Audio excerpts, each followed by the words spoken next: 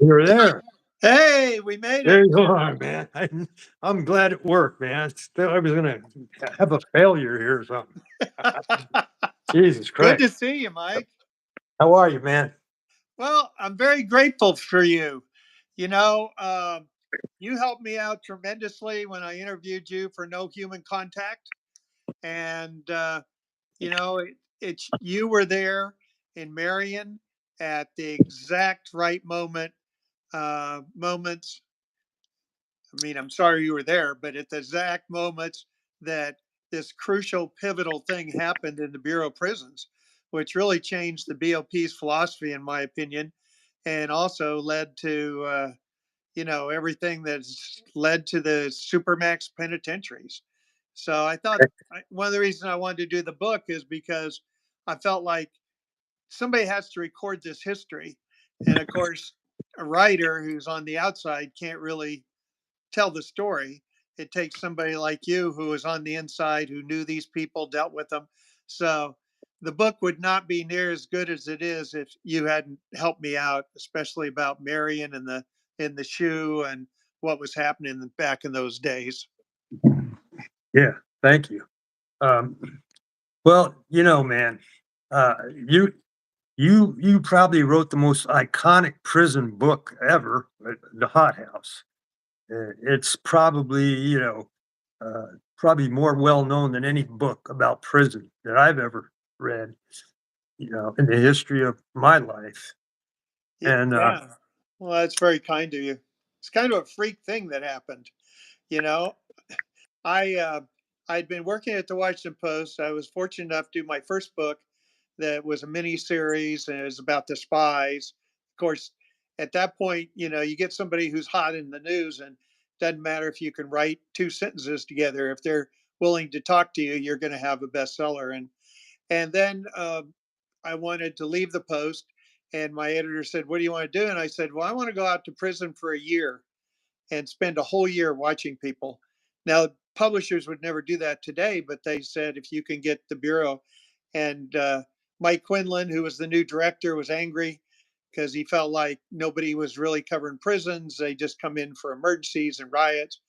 So he gave me carte blanche. And, I didn't realize at the time I was young and just going out there, but it was a whole new world for me. It really changed my life. The people I saw, the people I met.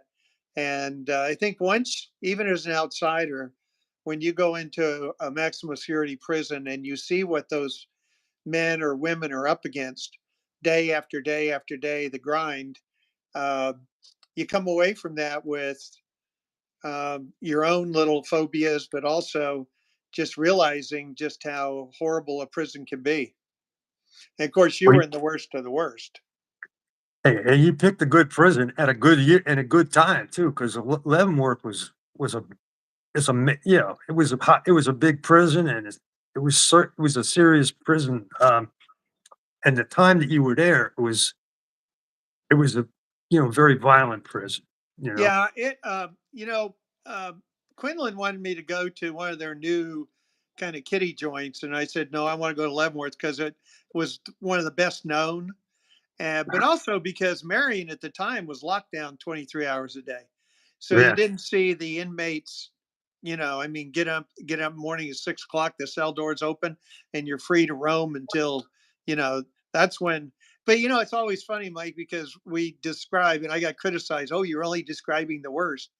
But the bottom line is, 15% of the most of the inmates there just want to do their time and get out. They just didn't want to be victimized. They didn't want to pray anybody. But 15% caused all the trouble. And it was true about the guard force.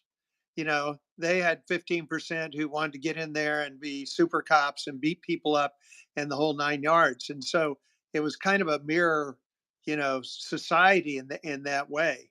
And it was very educational for me to watch that.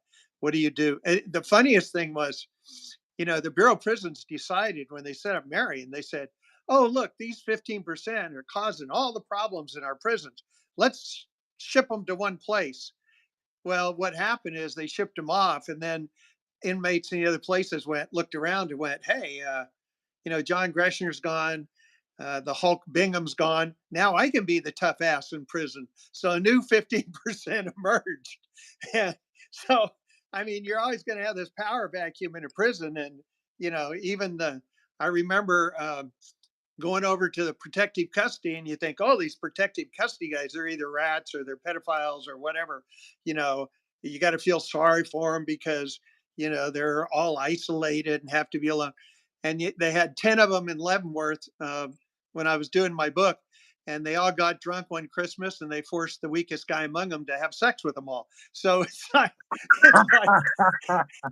yeah, it's that predator is there, Yeah. Yeah. and you have to Everybody. react to it. And I think one of the things outsiders, square johns like me, really you wrestle with, but I don't think you really know um, unless they're like you and actually been there. I mean, I remember last time I met Carl Bowles, and he was a sexual predator. He had a young guy who was thought to be his punk and all this. And when I went to say goodbye to him, the thing about doing a book in prison is cool is you always know where everybody is. I mean, you don't have to compare Right. schedules because they're not Yeah. going anywhere. And I went to say goodbye to Carl Bowles, who was this triple murderer and a really hardcore guy. And as I'm leaving the shoe, which he was in, an inmate says, "Hey, who are you talking to, Carl?" And he goes, "Oh, that cute Washington Post reporter." And at that moment, I knew what was Oh going my to happen God. Did he say if I that? ever Really? ended up in prison. He's It was I wonder if he's still alive. I haven't never checked no. up on him or anything. Now the only one who's alive in the hothouse is still out there are Thomas Little, and I've lost track of him years and years ago. But the guy who's known as Norman Bucklew, who got out of prison finally. Um, but the other ones were Dallas Scott died from cirrhosis of the liver from drugs Yeah. and everything. Yeah. And But the do you guy know who's known as the Cat Man, he went out in a flame. who? Oh, he did. Yeah, he got out and he had a family, do-gooders that took him in. And he said, I'd be happy if I can just get a Harley and a good looking blonde. And he ended up within a year getting both. But he went in to rob a bank, just couldn't stay away, went in, robbed the bank, came out. His getaway car was blocked by like a UPS driver or whatever. So he grabbed this woman and her baby, jumped in their car, took off, eventually tossed the woman out. Cops are chasing, there's a shootout, and the cop said he shot himself rather than go back, which is always, in his case, it might have been true because he had said he'd never go back. But Yeah. also, you never know. I mean, you end up with someone dead, and he's taking shots at cops. You know, the odds of you coming out I'm without. gonna ask you something. Pete, do you remember the name of the guy who was with Dallas Scott when they extorted that kid? Uh, they both got a case for that, right? Right, And they got more time. right. Um, do you remember who his co-defendant was? Uh, I'm wondering. I'm not sure which one it was on that, but that's where Tommy got busted with. Oh God, my senior moment. The very first murder that he was accused of, that the courts threw out later in Leavenworth, Yeah, was Danny what? Atwell. Yeah, Danny Atwell. Atwell. He Yeah, used they to be my claim. cell partner too, man. I told you about that. Yeah, yeah. But no, I do You know. Look, explained it. yeah, the guy who was with um, what's his name? Scott. Scott, Dallas Scott, Yeah. was Larry Mays. Oh, really? Yeah, it's Larry Mays. They call him Pretty Larry. Some people call him Lion Larry. You Yeah, know I what I think mean? I'd rather, if I was in prison, I'd rather go with the lying Larry than the pretty Larry. Yeah. No, but I mean, according to the inmates, look up the search. He's still alive. He's 80 years old. Yeah, that doesn't surprise me. Stone Is heroin he addict out too. at ADX or is he in some No, he's other? out. He's free. He's been Oh, out. he's free. Yeah. Yeah. I gotta say this too, man. Like when I started reading your books, I was probably the best book I liked by you was the one with where you went into the city jail there in Virginia. What was his name? Aldrich Ames. Oh yeah, yeah, yeah, yeah, yeah. So it's an That's the interesting most story, interesting story I've ever kind heard, of man. a kind of long one, but uh, it's interesting because it tells you a lot about Washington and conspiracies. So Aldrich James gets busted. Now he's a CIA spy, the worst they've ever had. He's responsible for about 19 deaths, completely shutting the all our assets in Moscow down. So he gets busted and he's in the local jail. Well, when you have a high profile case like that, you don't want some idiot attorney. So they assigned him one of the best attorneys, Plato Kacharis, who had also handled the John Walker spy case. Well, Plato's doing this pro bono because it's just the attention and everything else. So he says to Ames, now this is before the trial. He says, all these media people are dying to get in here because Plato wants the publicity, right? And so I'm going to start bringing them in for meet and greets off the record. So he brings in all these hot shots, and Connie Chung is one of the ones who comes in, and she gets all Ames starts crying about how he'll never see his kid again and all this, and she hugs him. And so I had gone in to see him for 5 minutes before that, but anyway, she hugged him, and the officers there were so angry that they called up the paper and they said, this guy's a spy, a traitor, and he's holding court and getting all this attention because all these media people just want the breaking story, right? So the next day, I get a call from Plato, and he says, Pete, the good news is Ames only wants to talk to you for a book. The bad news is, I don't know how you ever get to him. He said, I got a letter here from the prosecutor that says, no one can come see this guy. Don't try to put somebody on your staff pretending to be a lawyer. He may not be seen without the CIA or FBI approving it. And so I said, well, send me the letter. And I get the letter and I read it, and it's gone to the judge and Plato and the defense and the prosecutor. Nobody sent it to the jail. So I literally go over to the jail. And of course, the sheriff doesn't want to see me, but the undersheriff does. And I go in and I said, look, I met with Aldrich James. He wants to talk to me. I'm an author, blah, blah, blah. And he goes, man, if I let you in, I got to let everybody in. And so I know he doesn't know because all he has to do is say, call the FBI, right? So I said, no, no, no. I know my way around prisons. I'll keep this down. I wrote a book called The Hot House. And honest to God, Mike, this is where sometimes serendipity. He opens his desk drawer and he pulls my book out. And Ah, he goes, I just read this. And he says, you know about Silverstein? Yeah, Silverstein. And so we start doing the old prison lingo, about what's this and that. He goes, okay, you can come in at night, but don't tell anybody. And I was like, great. He says, come in after hours. I said, where can I see him? And he says, oh, you'll have to see him behind the glass with the phone. And I said, oh, man, I thought he'll never go for that because he'll think the CIA is listening. So I said, well, the last time I saw him, I was in the attorney client room. Oh, no, no, I can't do that. So I come back that night, and the detective comes out, or the head what person on duty, and she goes, oh yeah, you're the guy we're not supposed to tell anybody about. You're coming in to see Ames on the Q2. I go, that's right. She's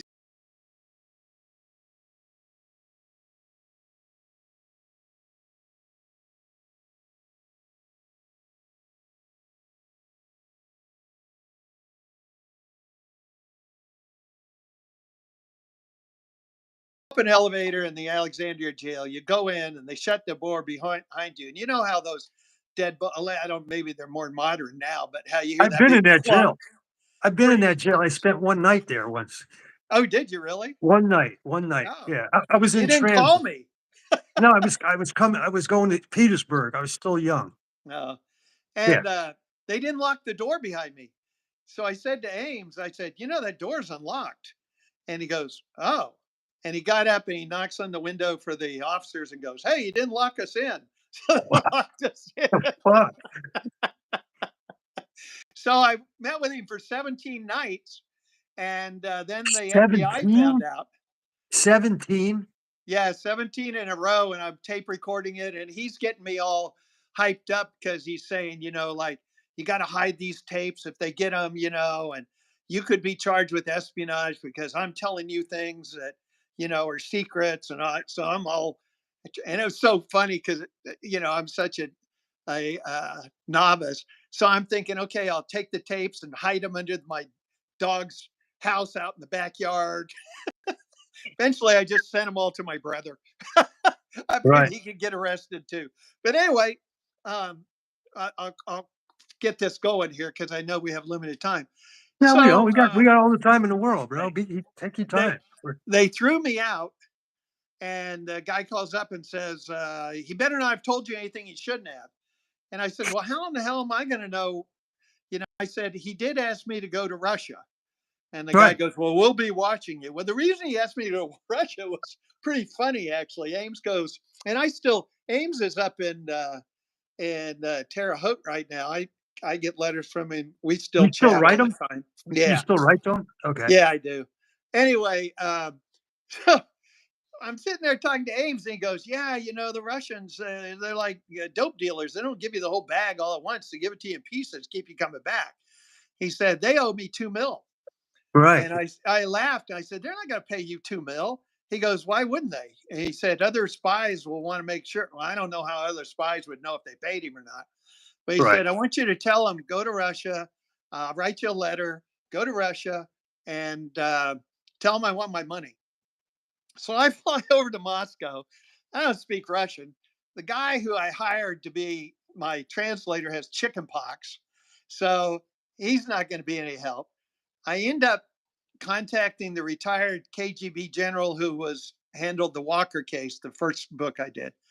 And I Right. meet him at this hotel, and he comes in, he listens to the story, and he goes, I was stationed in the United States, and the story you just told me, there's a word you have for it. I said, yeah, what's that? He says, bullshit. He says, there's no way that if we had one of our guys arrested in Lubyanka, we're going to let some reporter in there. You're either with the CIA or this is one of the dumbest things I've ever heard.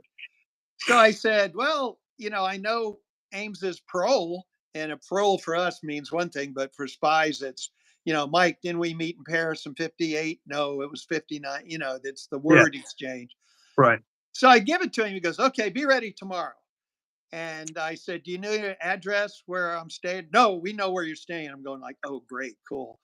So they show up in this car, and we drive all around Moscow. And I don't know if you've ever been to Moscow, but Never. they never had any homelessness.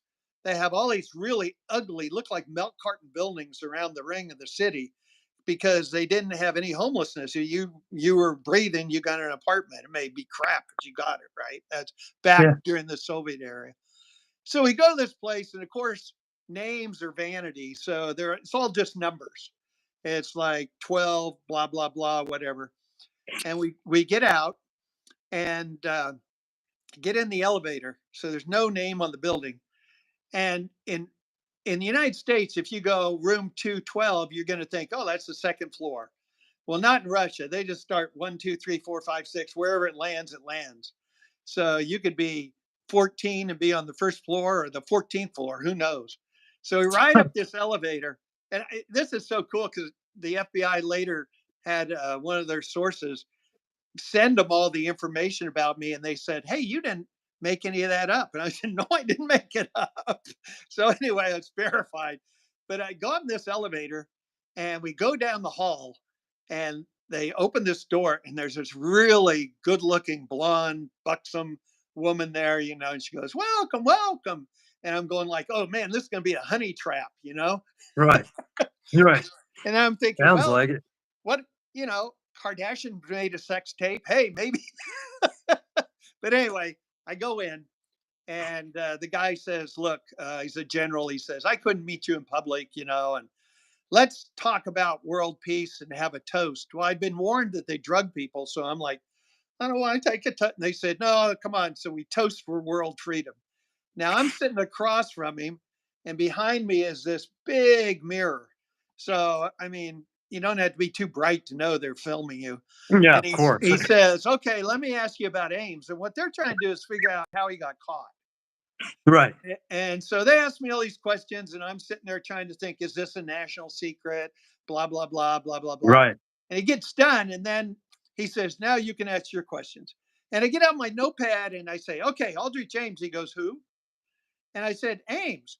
He goes, oh, we don't know who that is. That's just a CIA plot. And I'm like, I spent all this money, come to Russia, to meet this guy, and he's telling me they don't even know who Ames is. And then he goes in this long diatribe about CIA and all this bullshit, you know.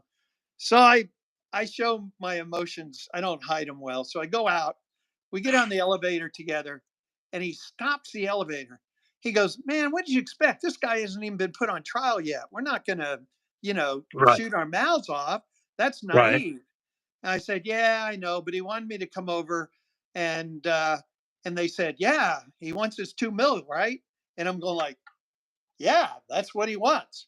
And the guy says to me, he says, "Well, how would you feel about taking some of it to him?" And I immediately have this vision of a brown paper bag with like 50 grand stuffed in it, right? And me coming through customs and ending up in Leavenworth, right? So I said, no, no, no, no. I knew he was just testing to see if I was honest. I said, no, we have lawyers for that. You can Right. contact his lawyer. So years later, they bust a guy out in Washington, and he sends his son to get his money. Cool. And the FBI comes back and they nail his son. And I always wondered what the crime was, you know. Who Why? were you talking about? Not Ames's son. No, this is another spy who got busted out in Washington who sent his kid over to get his money because Okay. they promised him money. I mean, they promised John Walker they'd make him an admiral and give him 5 acres on the Volga River, you know. But the crime is not being a registered agent for a foreign government. Foreign government. Yeah. Yeah. And that's what they would have busted me on. Well, I'll make this quick, but I get back and I'm like panicking because, I don't want to get busted. Uh, so I call up the FBI and I say, "Hey, I just got back. I want to talk to somebody, and I knew the people who worked in their spy branch, And I said, "Look, let's get together. I'll tell you about what I saw and everything." And so we go to lunch, and these guys don't ask any questions. And I tell them a whole story about how I met with them and all this, and they go, "If there's a movie, can we be in it?" And that was their question. That was So it. that was it. So they send a report over to the CIA. And the CIA, now this is how Washington works. The CIA is pissed off because a guy who named Peter Moss, who had written the Valachi papers, I don't know if you Remember remember him? that one. Hmm. He had done a hand job for Louis Freeh, the FBI director, about killer spy and how the FBI had brilliantly caught Aldrich Ames. And it made fun of the CIA. And the CIA was pissed off about that book. And so Right. they decided to cooperate with me. So I ended up with the CIA, the KGB, Ames, and the prosecution, all because of this typical Washington where one hand doesn't know what the other one's doing. So I get in the jail. And then jealousies and politics get involved where the FBI pissed off the CIA. So the CIA wants a book making its reputation look better. So that's So, kind of how Washington works. I've always seen it that way. It's not so, as much a conspiracy as a bunch of people who are, you know, just doing things that are kind of silly sometimes. so, do you think he ever got his money any I type don't of know. way? I don't know. I I doubt it. talked to him. If they were going to pay him, they'd pay him to his wife Rosario, and that'd be down in Colombia. And so they could have very well paid him. I don't, you know, I don't think they would have let him keep the money. I mean, since it was no, like, no, no. With Walker, they came in and the IRS confiscated all of it because you didn't pay taxes on your illegal. It's like if you have gambling and you don't report it. Well, he got over 2 million from the Soviets for spying, and he didn't report it as income. So that's how they get you. They just seize everything and take it away yeah, from you. But whether they got it to his wife, I don't know. she and I didn't part on good terms. And but it could have or could not have. I mean, You went back I twice, though. You went back to Moscow a second time, didn't you? yeah, I did. I went over because there were after I met with the CIA, there were people in Moscow who wanted out, who were their fathers and had been executed because they were spies, and Right. their whole family was like banished, so nobody would hire them. And they wanted out, but they didn't know how to get out. I mean, it's not like they could just stroll in the U.S. embassy. And so I talked to several of them, and then um, violated journalism standards. But I came back. I didn't think this was a violation. I mean, journalism here is always playing with morals on it. But I came back and I told the CIA, and then they made arrangements, and I told the people back, this is how you can get out, and several of them got out, But yeah, and because they I live in heard. the United States, which is a whole nother funny story. But you have to stop me, Mike. I go off on tangents Well, you know because what? One they, one of the things that blew my mind in the book, man, was when you were talking about, like, he Aldrich Ames would tell the KGB who their undercover spies were in the United States. right, Right. The Russians that were here, right, and they would call them back to Russia, right, on a pretense. right, They'd bring them to the Lubyanka.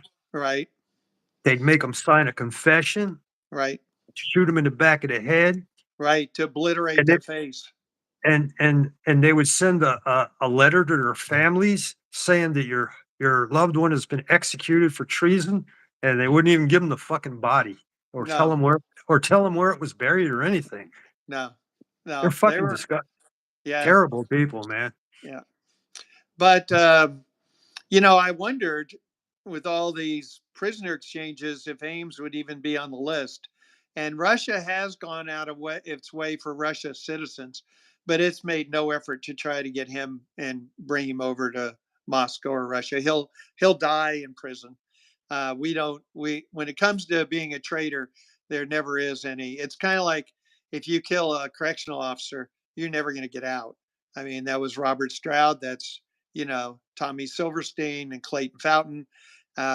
You might know cases because Silverstein used to argue with me about guys who, I think it was mostly state joints, would kill somebody and then they'd get paroled eventually. But I don't know of any in the federal system. And that's something that you told me that blows my mind to this day.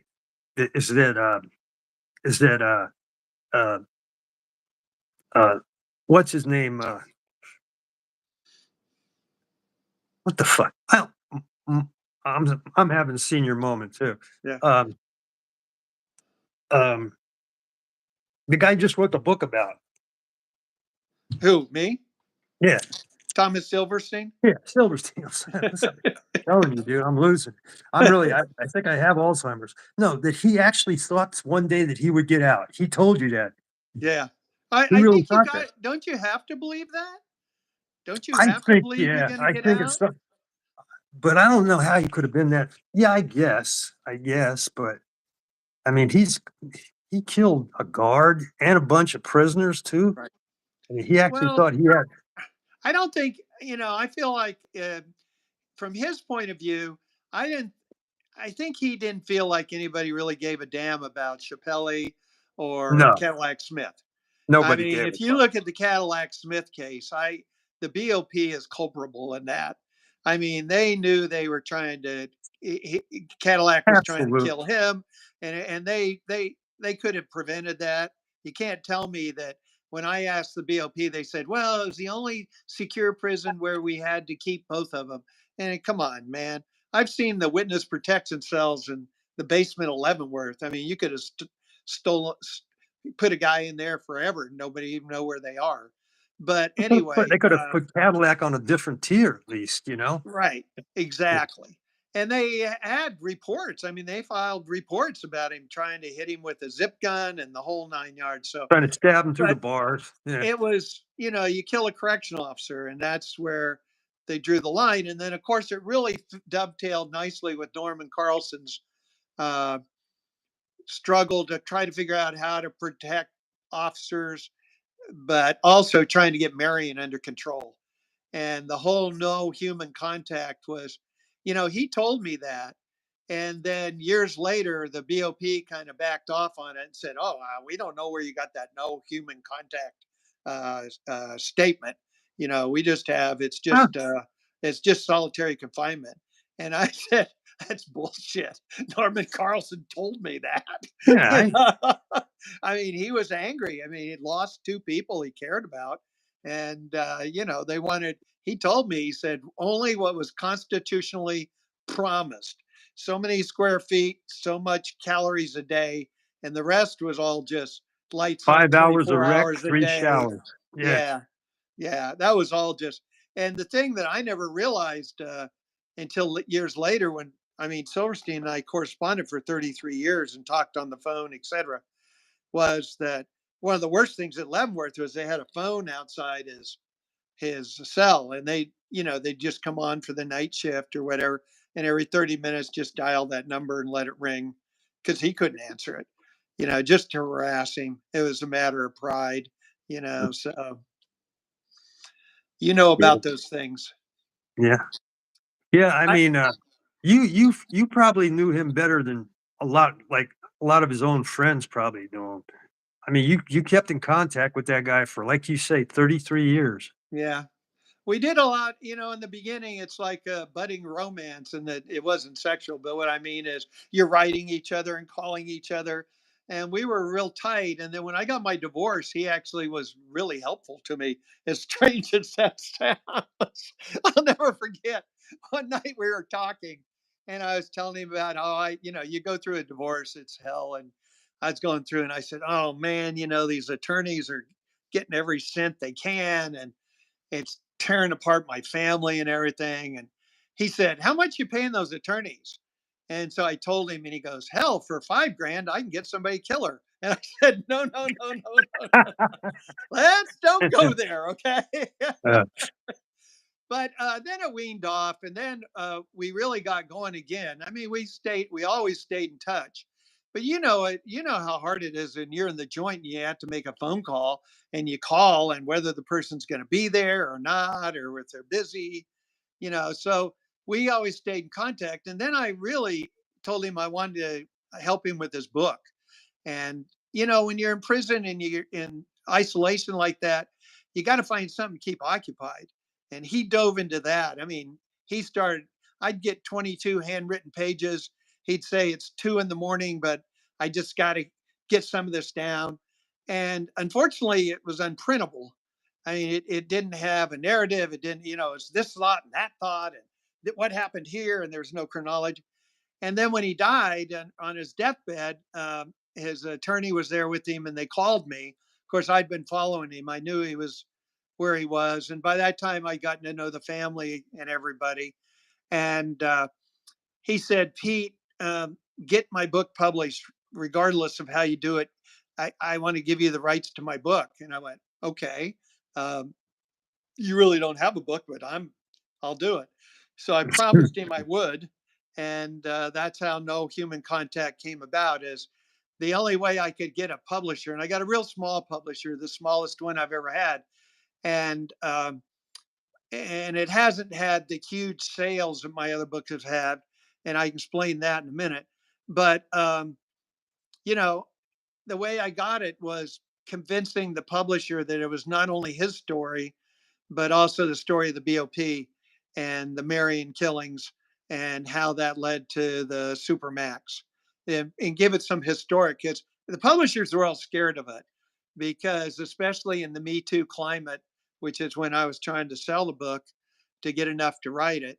Um, they Here's two guys in the Aryan Brotherhood, and in the end of the book, Tommy um, distanced himself from the Aryan Brotherhood. He said he doesn't believe in gangs and all that.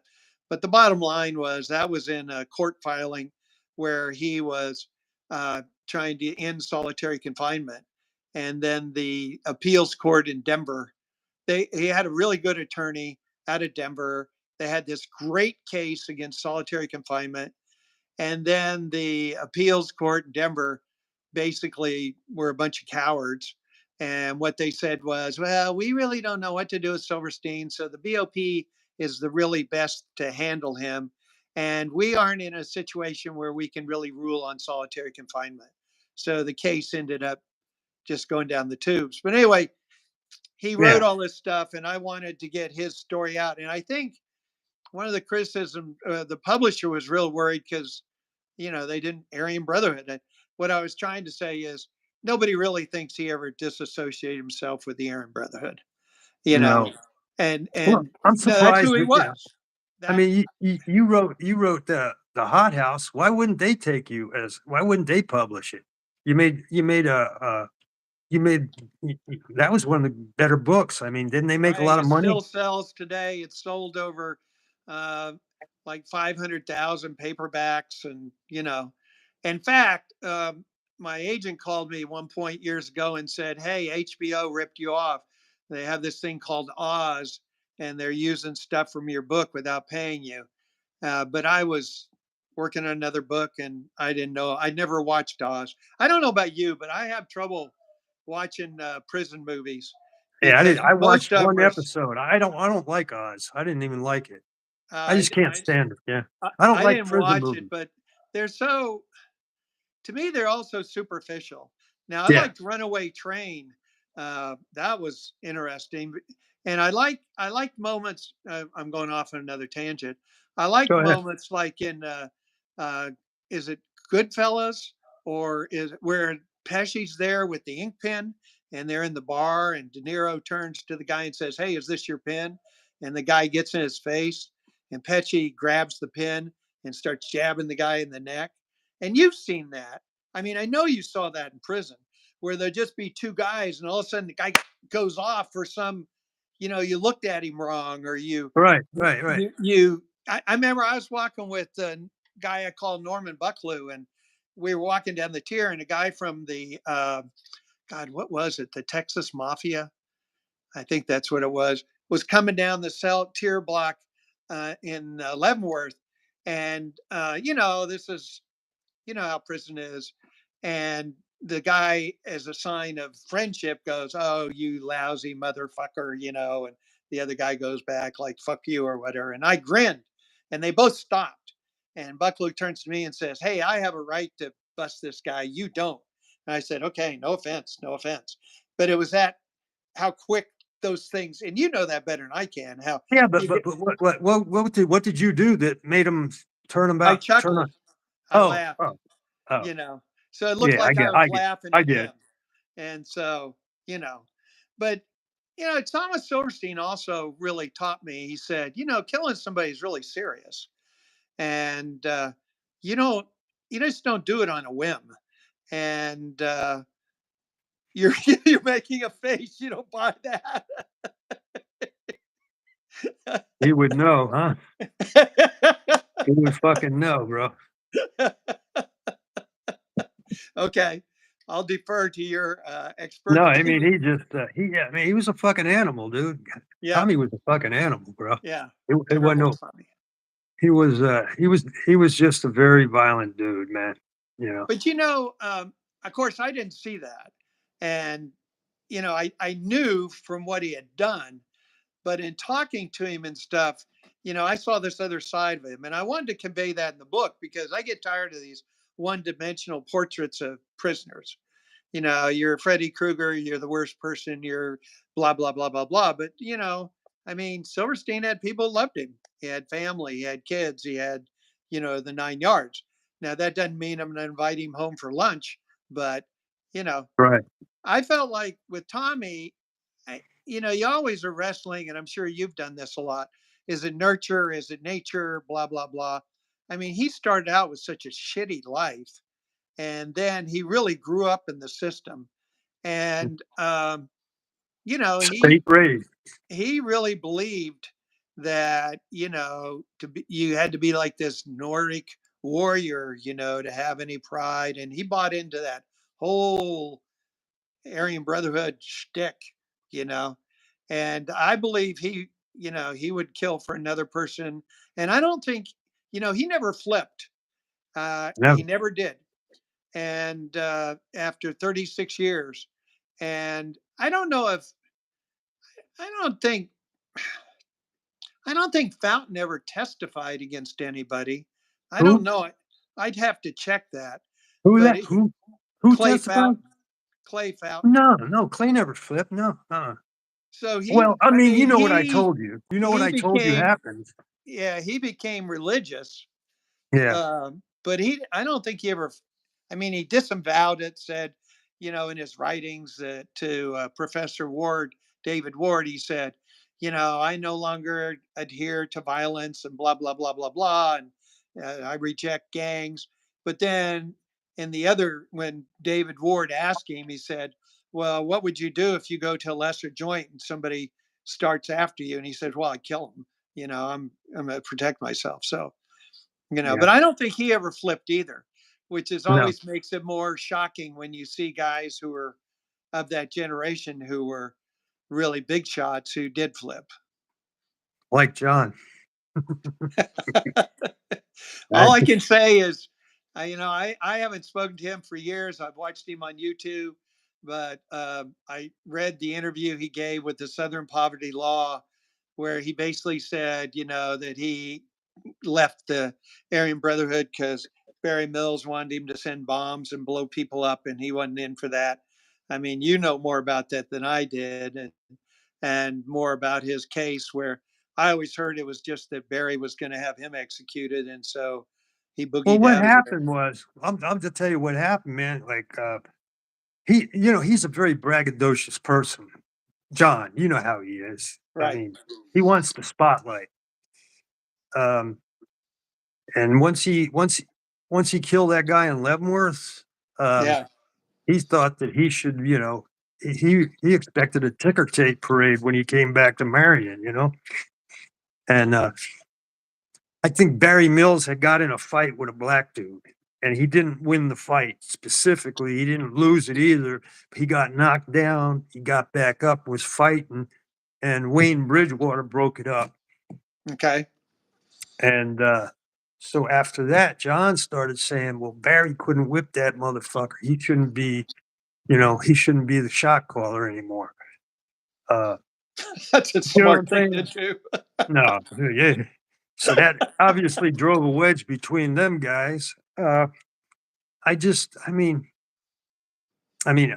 Everything he did after that was just, you know, he, you read it, you've read all that stuff I Yeah. sent you. Yeah, I mean, he testified. Well, he did. if you testify, that pretty much says what side of the line you're on, Yeah, you know. yeah. He won't even admit that he's acting like that's nothing. Like that really doesn't matter. What do you mean it Yeah. doesn't matter, man?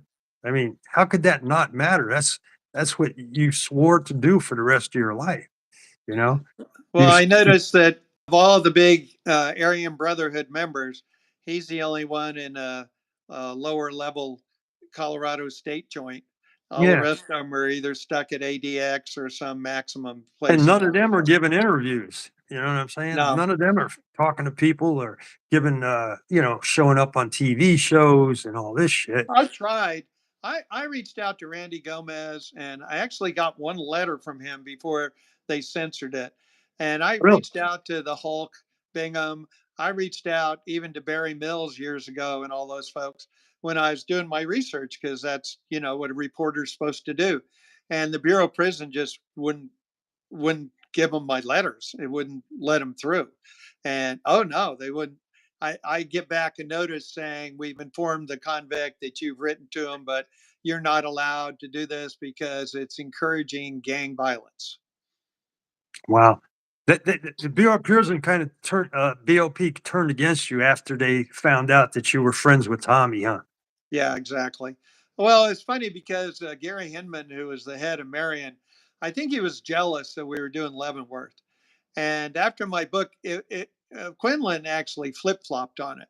When my book came out, Quinlan did this glowing, it's great, everything else. Well, then Henman and other wardens were pissed off. And they said, Early's taking the worst cases, that this isn't really what goes on in prison. and that this is like extreme examples, and he's blah blah blah blah. So then they invited me to speak at the. Then Quinlan wrote a letter to the Washington Post, refuting his own words, and he wrote, that Earley, as a typical journalist, was sensationalizing what he Mhm. saw, and blah blah blah. The So then salaciousness of it. they invited me to speak at their conference, and I was younger and full of myself. And I went in there and I got into it. I don't know if it was Henman or somebody else during the Q&A. I said, "You guys are accusing me of this. I was there. You tell me one thing in that book that I didn't see that didn't happen. You tell me one example of where I'm like sensationalizing." "Well, we don't have any examples, but you didn't write about the ordinary guy who's just doing his time." And I said, "Yeah, well, you know what? What's news? I mean, if your neighbor comes home, he kisses his wife at the door and goes inside, is that news? If he comes home and he decks her in the front That's new. yard, that's That's news." new. And so anyway, and then later, I like Norm Carlson, and he came to my defense, and he wrote a review and said, of course, Early focuses on, the most sensational cases, but he really describes what's going on and blah blah blah. So I deeply appreciated that, and we didn't see eye to eye on a lot of things, but at least he had the balls to say, that this stuff happens. And Yeah. I mean, Yeah, I didn't know that. I mean, the Hot House still is one of my best selling books, and it came out in 90, for God's sakes. I mean, wow. it's dated. It's You're still dated, getting but money, huh? Still yeah, getting royalty. I wish. But you know, I think it's unique in that, you'll see like Diane Sawyer will go into a women's prison and spend 2 nights, you know, Yeah. and or some reporter will meet prisoners behind the glass. I don't think the Bureau or anybody else is ever going to let a reporter just wander around like that anymore. Because, the chances of them looking good are slim. I mean, prisons are horrible places. So, What you say? Yeah.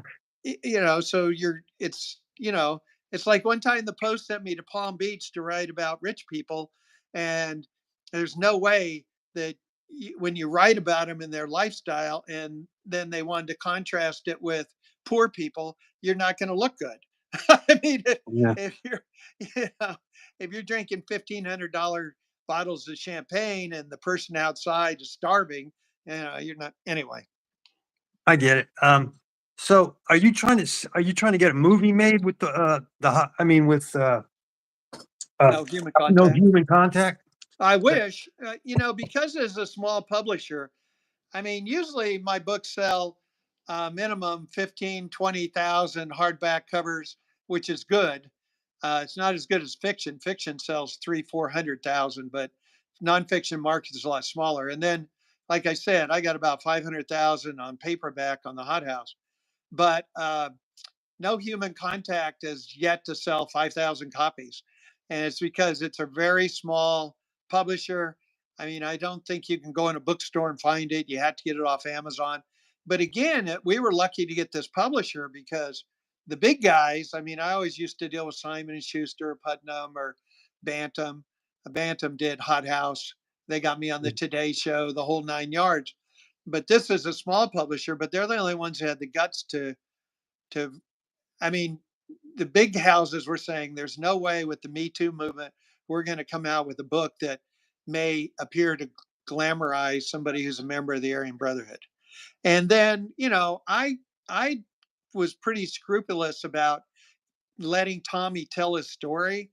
And like when he talks about being four-pointed naked and having bugs crawl on him and all that crap, and shitting on himself and all. That's brutal. When he talks about, and one of the things that's fun about that book is Tommy and I, he was always giving me a hard time because we're the same age and we'd compare our backgrounds. And like when I was 17, I was hoping to cop a feel with some girl in high school in the back seat, and he had a cop stick a gun in his mouth, Yeah. and Yeah. he got into drugs, and there's this really brutal scene that the editor and I had to argue about where one of his women who's robbing banks with him literally brutalizes this woman who she thinks is after her man, beats the crap out of her in this bathroom and sodomizes her with a wine bottle and does all this Wow. horrific crap to her. And that, and he says, now that was going on while you were a Mr. College boy, just to show that the two differences in life. And one time I was with one of my sons down at the mall. He was like 8 years old and he broke away from us and I couldn't find him for a few minutes.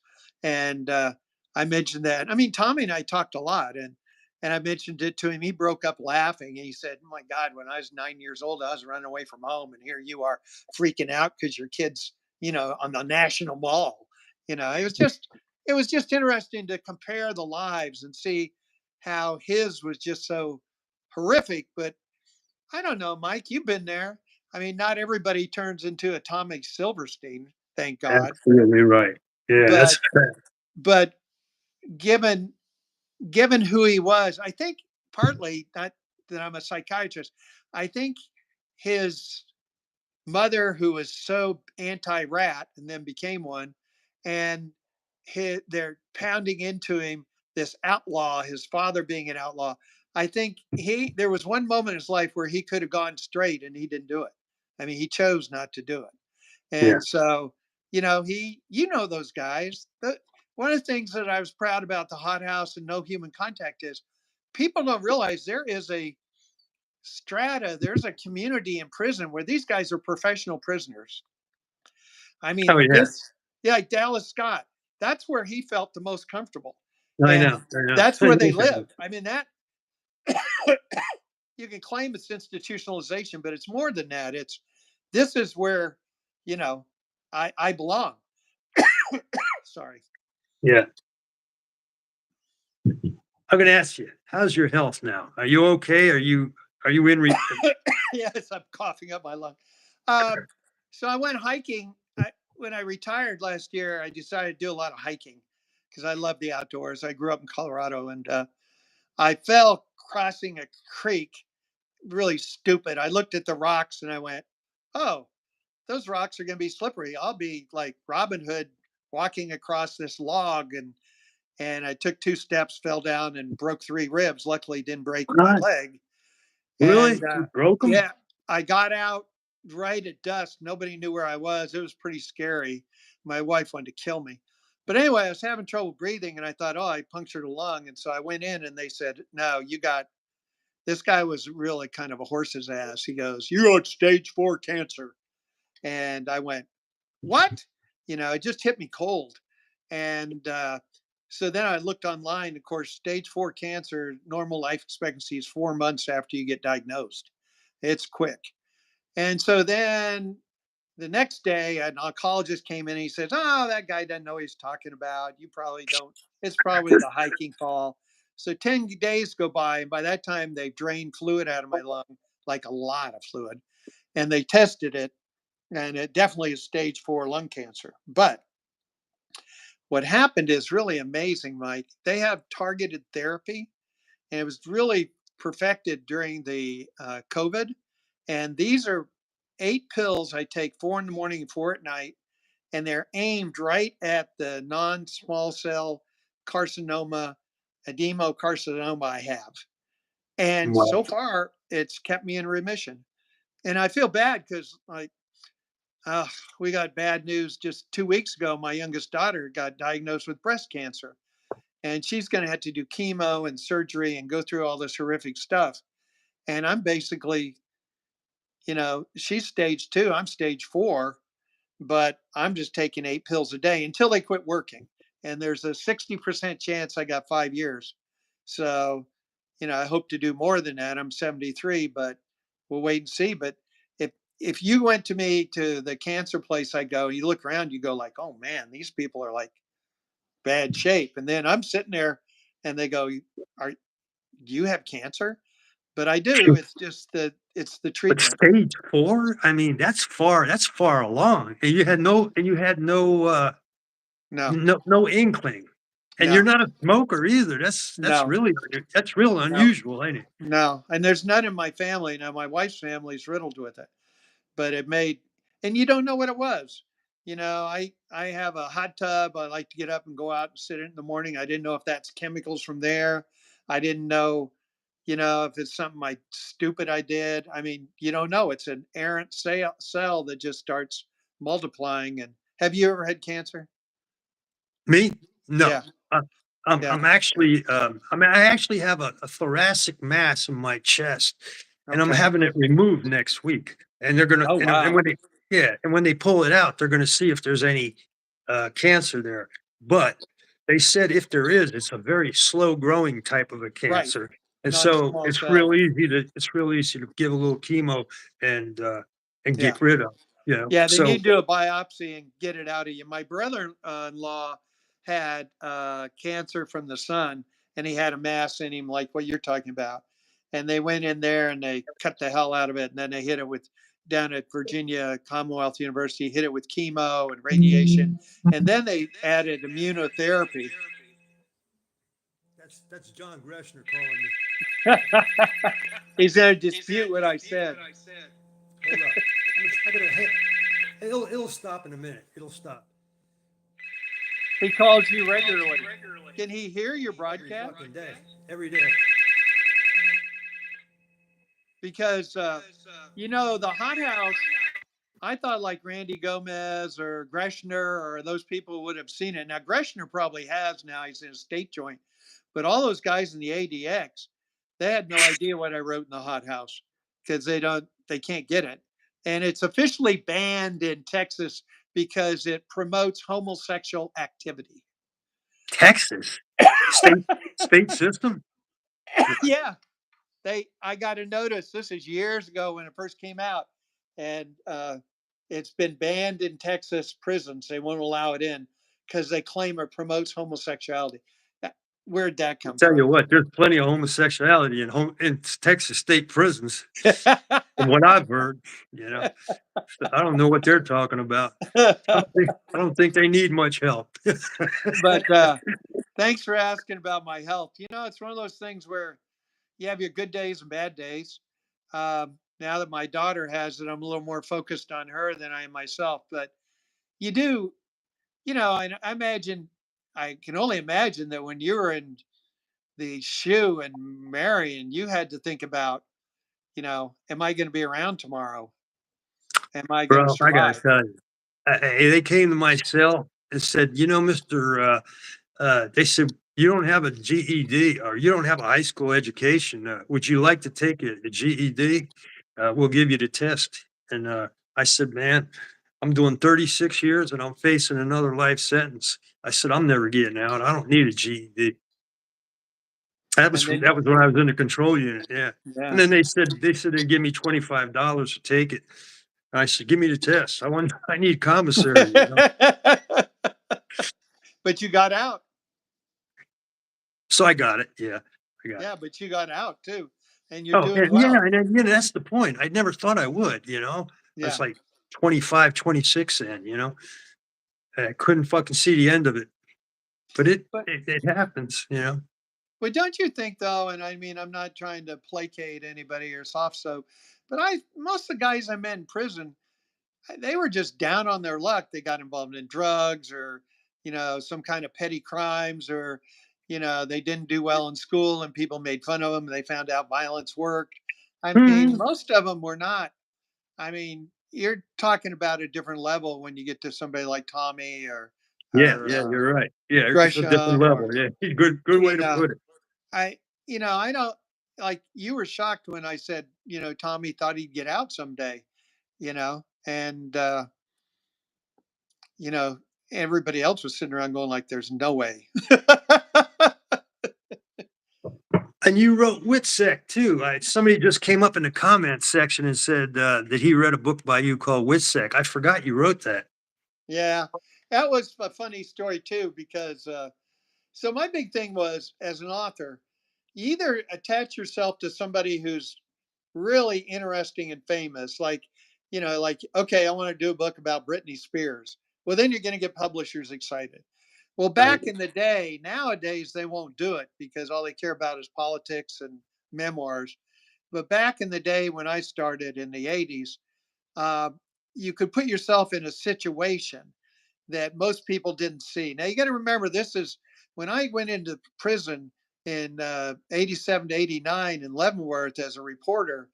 There was no true crime TV. There wasn't, Right. all these television documentaries I mean, it was You're right. really unique, you know. And then after that, I thought, well, I don't have any big star to write about. So I'll go into a casino. So I spent a year in Vegas at the Luxor, the pyramid shaped casino, identifying people to follow through, and did similar type thing. And then with Witsec, I came up with the idea of trying to find a family that was in the program to see. My strength is I'm fascinated by other people and just wanting to hear their stories. And I get. that goes back to my dad was a preacher, and back in the days in the 60s in a small town, Wednesday night he'd go calling people. I'd go with him. And I was always fascinated. Everybody has a story that's really, unique.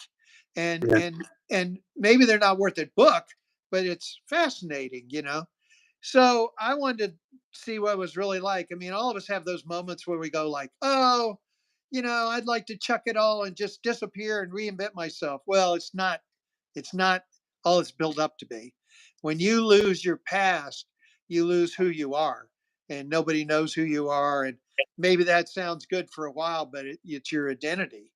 Um, so anyway, I found a family, and then the administration changed, the president changed, and the new director of the U.S. Marshal Service said, "We're not going to let this guy profile a family." So I'd already taken money to write the book. And so I'm going like, oh crap, what am I going to do now? Because when you do a book, they give you an advance, like to write it, Yeah. and then, you earn it out in royalties, hopefully. So then I found out about Gerald Schur, who was the founder of Witsec, and he was writing a book, but of course he was a bureaucrat. He didn't know how to write a book. And so we got together, and it became kind of his story with all the different characters in and out. But he And wouldn't. There's a lot of stuff he wouldn't tell you, right? He couldn't tell you. some, I didn't know. You remember those Eddie Murphy films with Nick Nolte where they get the guy out of prison, and, you Yeah. know, I forget what they're called. That really took place. I didn't know that, but sure told me about cases where they go, mostly drug dealers. They go to a guy in Leavenworth and say, "Hey, we'll get you out. We'll send you to a lesser joint, but you help us by going in and setting up this guy and getting, wear a wire, and we'll bust him for drugs." And they were doing that. And the other thing that they did, which I didn't know about, was well, I knew they had these hidden cells, which was kind of interesting because Tommy was in a lot of those, Talking just about in the total basement. isolation. Yeah. And when they wanted to make somebody disappear, it was kind of interesting. But the other thing that they did, I didn't know, was if you get busted like in a foreign country, right? And you want to do your time in the United States, most countries have an extradition where they'll send you back and you'll be a federal prisoner so you don't have to do it, right? And he told me something really shocked me. He said, "Do you know what the worst country is to get busted in?" And I'm thinking, well, I saw, what is it, Midnight Express, Turkey, Russia, somebody. He said, "No, it's Japan." He said, "They just beat the crap out of you because they have such a low opinion of criminals." And he I said, "You do believe it. not, don't They want to don't get have much caught." crime. They don't Yeah, have you very don't. much crime. Yeah. So that was it. Yeah, I did Witsec. Then I did another spy book, which was interesting because about a Russian defector who came to our side, and that was fascinating. I mean, I've always dabbled in the spy and also the prison world. Uh, I read all your books. I read them all. oh wow, well you're You very sent them kind. to me. You sent them to me. Remember? Yeah, right. And I mean, people read them. No, I Occasionally, enjoyed them. I'll send a book, and I'll look, and this is kind of a shows you how wacky I am sometimes. So when my wife and I got married, my second marriage, love of my life, 27 years ago. So I said, "Hey, this is kind of unique. I'm going to sign copies of the Hot House and have them there if anybody wants them." just as a part of your goodie bag for coming to the wedding. So then about a week later, I go over to a used bookstore and here's all these copies that people had come to my wedding. Then they'd gone over and sold them to the bookstore. Uh, they did. They sold them? Yeah, they sold them to the book. So much for my signature, huh? So much for, appreciation, I mean. Yeah, well, but I've done 22 books. Um, I've had a great career. I it, a lot of it has just been luck, like the deputy sheriff pulling the hothouse out and getting over to Russia. Um, but I the people I've met, I haven't. If I'd worked for the federal government, I'd probably be a lot better off as far as retirement and easy street and all that. But the people I've met have made my life so interesting, um, whether it's a spy or it's somebody like Tommy Silverstein. And yeah, it's funny after I kind of went off on a tangent, but what happened was one of the guys in my book, Norman Bucklew, was up in Lewisburg. And I went up to see him out of respect. And the guy who was the assistant warden there had been in my book in the hothouse, and we'd been very friendly, you know.